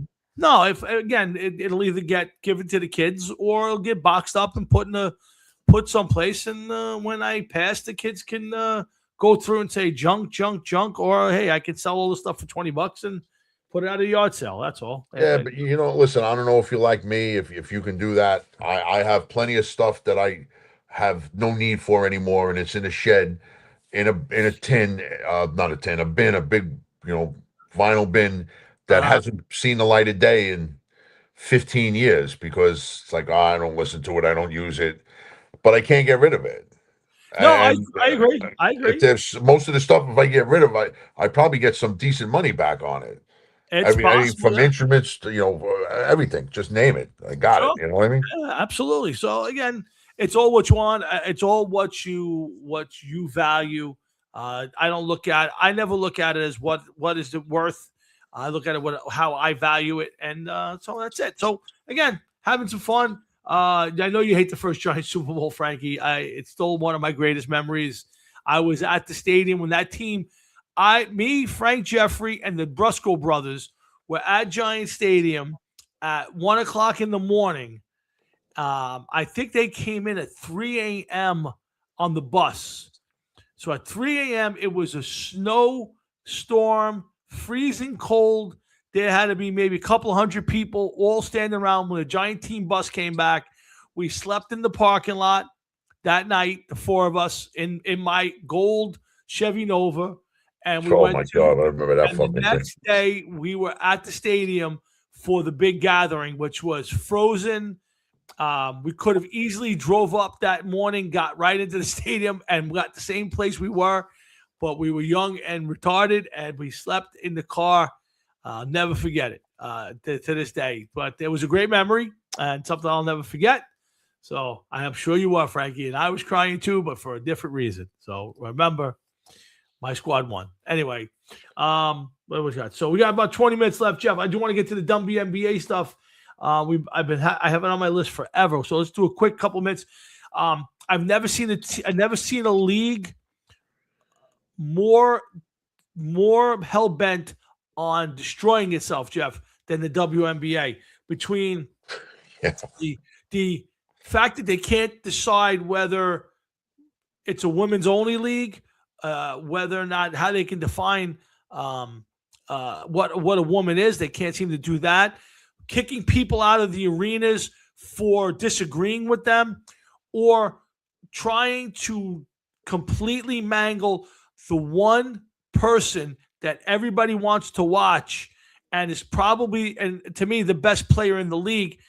I've never seen a league more destructive of itself than the WNBA. I hear you. It is pretty amazing what they're doing over there, man. And listen, this whole transgender and women thing and everything else, one day everybody knew that this was going to come and implode. Oh. And just as it seems as though that this was like a collision course, and now they've met. Because, with Caitlin Clark, Sophie Cunningham, Angel Reese, and a couple others, they were bringing a lot of light to the WNBA. Absolutely. And people were catching on. Although Angel Reese looks like she's a real pain in the ass. And she's terrible. She is not a good player. She really is not. Amongst the women, she's probably one of the better ones. I don't watch the WNBA, so I don't know. Yeah, but she's a big name, mostly probably because she fights with Caitlin Clark. Correct. But you're putting your sport on the map. You're in the infancy of helping to bring this up to the next level, and all of this other shit happens. I say let them take the two transgender ex-male athletes from the NBA and let them play in the WNBA, and just step aside and watch. As how awesome would that be to watch? Some guy 7'2", like. Coming down and power dunking on some of these women, they'd be scared shitless. There'd be nothing to do. I love this Enos Can't freedom's bullshit because he's saying, you know what, you don't want to define it. Then I'm a woman and I want to play in the league. And the fact, I don't know if you saw that he was sitting courtside with a shirt that said, "What is a woman?" And it's like it's a noun for a female human. And he gets kicked. I mean, they've kicked him out of the stadium, of the arena. There were a mom and a daughter sitting courtside, probably paid a good price for their seats, had an XXY chromosome shirt to kind of, they were kind of backing Sophie Cunningham. They got kicked out, I mean, for wearing a T-shirt. So if you're in this league about being inclusive and everybody's in the big tent and then, but don't disagree with us because then we'll throw you out. I think, to me, not that I've ever watched a WNBA game, I wouldn't. If you said to me, Tom, I will give you $1,000. I will drive you to the game. I will buy you dinner. You will sit courtside. You can be interviewed on TV. I wouldn't go to a WNBA game. I wouldn't watch one if all those things came true. I would never ever watch a WNBA game for that reason, because they are the most hypocritical, and it ain't even good basketball. And then you got the golden goose who's trying to put you on the map, and all you're doing is trying to kill the poor girl. Yeah, well, listen, whatever their case is, they probably get more money if the insurance the league went out of business and they all got their insurance money. Who the fuck knows? Yeah. It's just pretty sad that you say it. Like, what you're saying is 100,000% true.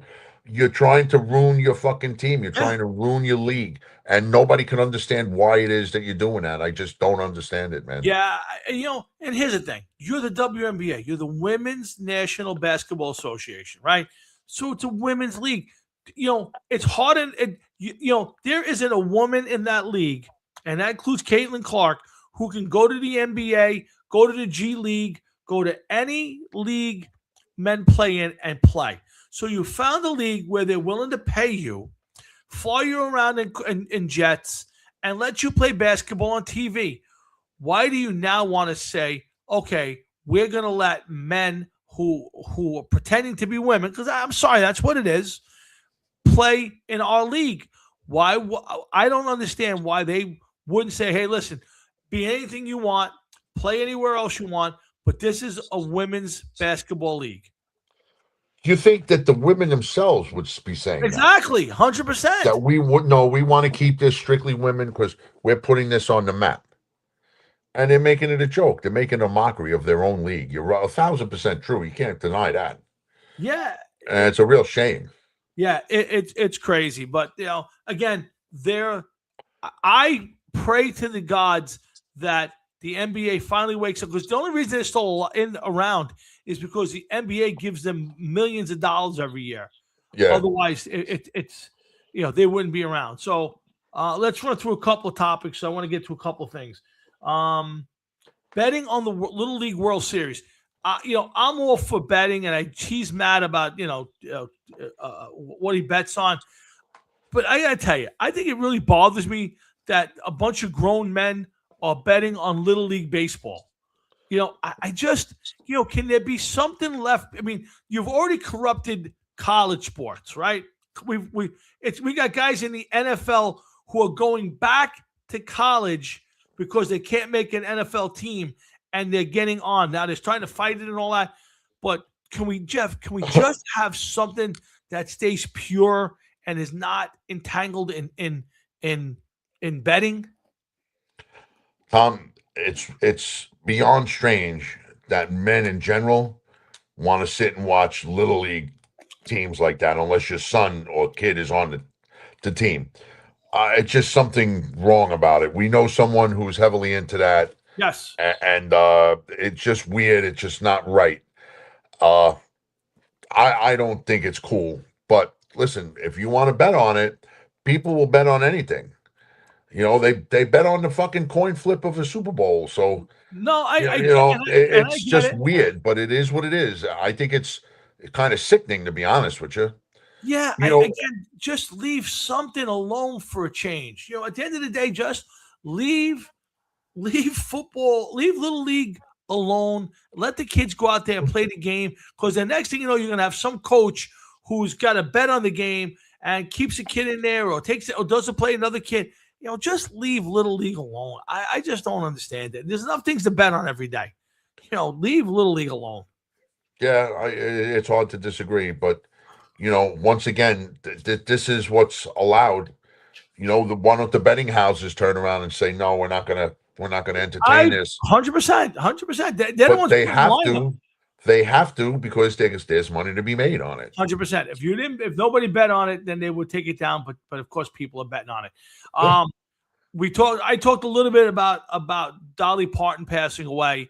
And to me, Jeff, Dolly Parton's been part of my life since I can remember. I mean, here's a woman who I remember being on Johnny Carson and Bob Hope specials and all of that through the 70s till today. Now, again, not a big fan. First movie I ever saw without my parents was 9 to 5. So, I've known who Dolly Parton is since I'm a little kid. Frank Beard, another guy who passed away. Any recollections? ZZ Top drummer. Yeah. Any recollections for yourself on Dolly Parton or Frank Beard? Or give me a minute on either one of those. Frank Beard and ZZ Top from the 70s. I remember hearing them on the radio, especially the song Tush, and hearing that all the time. It used to be on. I like a lot of ZZ Top stuff. I'm not going to say I'm the biggest fan in the world. Yeah. I like a lot of their stuff. But there's a lot of stuff that I haven't listened to that I haven't heard yet. Yeah. Dolly Parton, the only thing I could say about Dolly Parton, just like you, of course, you've been exposed to her for God knows how many years, probably 50 plus years. Yeah. That you know who she is. 100%. And see her on TV, because how could you not remember her? Sure. With, the Jugadoons and the blonde hair and everything else.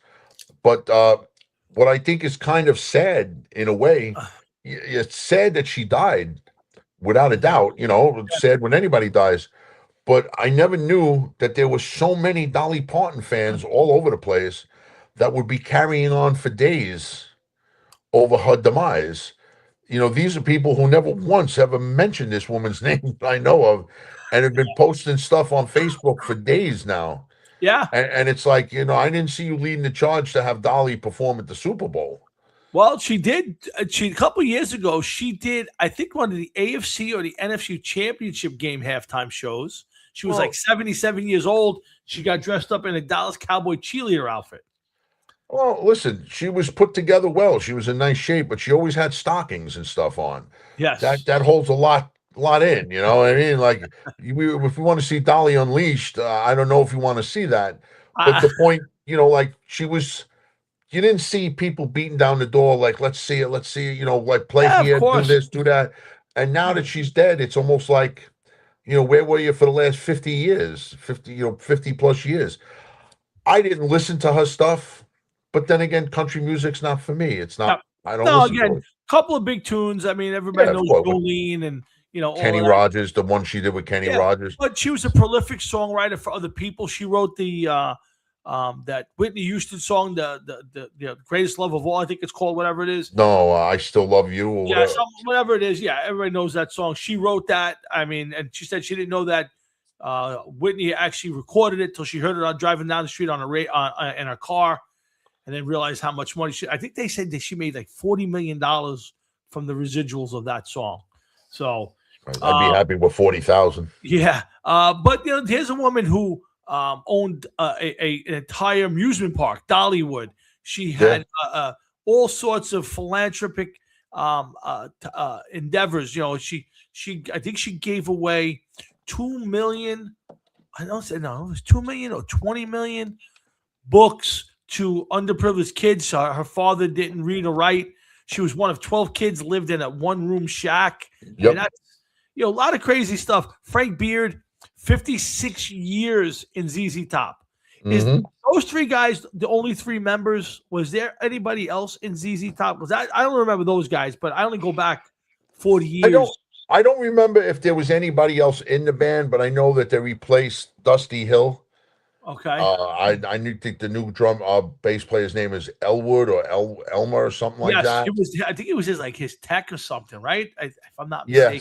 Yes. But I think what I'm saying, when they were in their heyday, like who was the original three? Was it these three guys? And then Yeah, someone, Billy Gibbons, Frank Beard, and Dusty Hill. Well, that's it. So think about it. I mean, that's pretty good that they made it to all the way to Dusty Hill dying before they changed band members. That doesn't happen a lot now. No, it by far it don't happen a lot at all. But basically, you gotta die to get out of the band.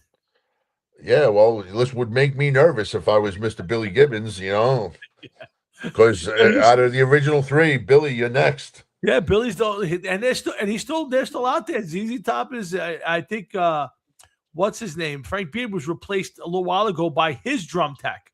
So yeah, see, now that I find amazing. Why? Here's a band that's been together for God knows how many years. 56. You would like to think that you're a friend's family. Yeah. By this point in time, one dies.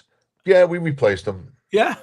It's like, excuse me, this guy's not even cold yet, and you replaced him. Yeah, it's the truth. That's unbelievable. Well, I believe they had already replaced him. I think he had tried to go on the tour, and then he got sick. Yes. And they replaced him, and then he passed away. So he didn't necessarily die on tour, and then they jumped in. But they already have shows lined up, and they're going to be doing them. And the same thing happened with the bass player when Dusty Hill died. Right. He died. They took like a few days off to mourn him and put him in the ground. And they were covering him up, they were like getting on the tour bus to go out on the road. And listen, I understand guys like Billy Gibbons probably spent more time on the road than he can ever spend at home. Right. And he wouldn't know what to do with himself if he was at home. But don't you like look over and say, he's not there, and look behind you and it's not him. I guess you like to play and you got a contract and all that. And again, if it's his tech and the guy's tech, this guy's 100 years also. Doesn't a death cover something like that? Don't know the answer, Jeff. A death. Let me ask you a question. Last question of the night is: do you consider ZZ Top a talented band? Like, they've been around forever. They got some catchy tunes. Like, when you think of Dusty Hill's bass playing and Billy Gibbons on guitar, where do you put them? Like, is that like a gimmick band? The beards and the look and all that, or were they super talented? I wouldn't call them a gimmick band, but I wouldn't call them super talented. I mean, they may be influential. They may be very influential for other bands. Right. A blues Tex-Mex sound. But as far as groundbreaking, no, I don't think so. And as like, hey, I want to play like Billy Gibbons. You may get people to say that, like blues players. But blues players are a lot different than regular guitar players, regular metal players and regular rock and roll players, because they'll just keep playing the same song over and over and over again. And you play it, then I play it, then he plays it, and she plays it. So they spawn different things. Would I say that they're talented in their own way? Without a doubt. I mean, this is a band, you just said 56 years. You got to have some kind of talent to be out there for 56 years. You could be a gimmicky band. You can be, there's different things where there's certain guys like, if you, go ahead. No, I don't think a gimmicky band could last 56 years. No, maybe not. I don't know, but I just say, I'm not a big fan. There's a few songs I like, one or two I can actually play, and and all that. But I never got deep into to ZZ Top. But that's just me. But Billy Gibbons himself is 76 years old. Yeah, wow. So he's been around the block several times. And listen, I one of their live albums. It's not a long album. You should look it up where you stream music. It's got to be maybe about 20 years old, and he's talking to the crowd, and he definitely has a rapport with the crowd. Okay, that's good. And if you listen to the live versions of some of these songs, he talks about going to the dollar store. And he's like, yo, we went to the dollar store and we're tripping on all the colors, and then I look down and I find a $2 bill in the dollar store. And he's like, well, I've already doubled my winnings right there. It's like, if you listen to him talk, if you think I got a gravelly voice, he's even worse. And it's just funny that the way he told the story, and they just interact with the crowd really good. And I've seen videos of them live, and they do the little dance where they do the same thing Right. to each other. Yeah. Listen, it's a loss when they're no longer here. It's definitely a loss.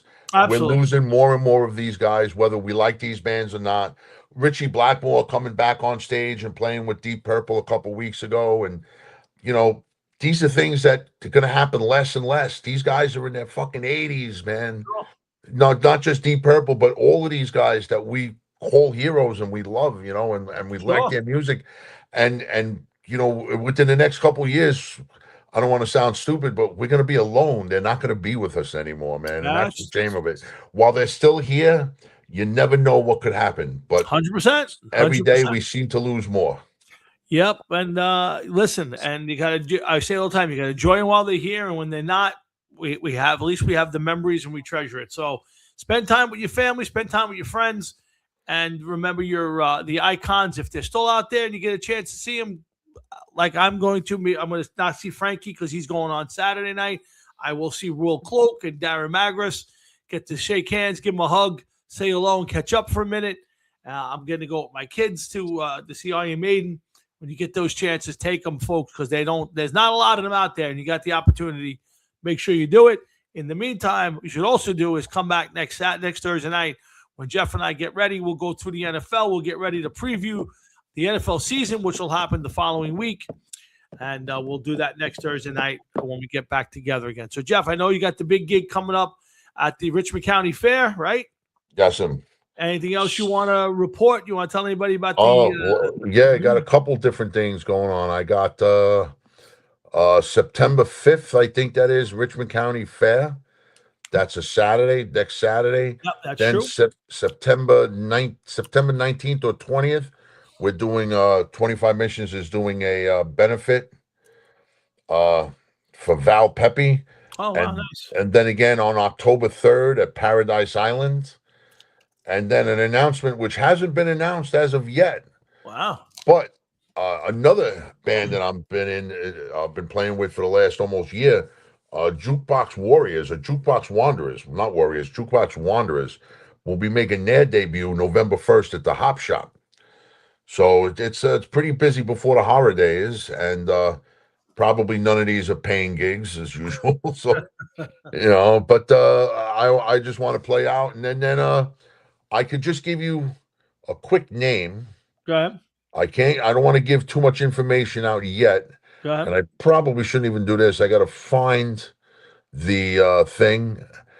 I don't know if I can even find it. And it's going to be called, should I say it now or no? You can. It's up to you. The Noisy Crickets. The Noisy Crickets. That's a name for a band. Yes, it is indeed. Some interesting people in that band, and it's keep your eye out. It's going to happen.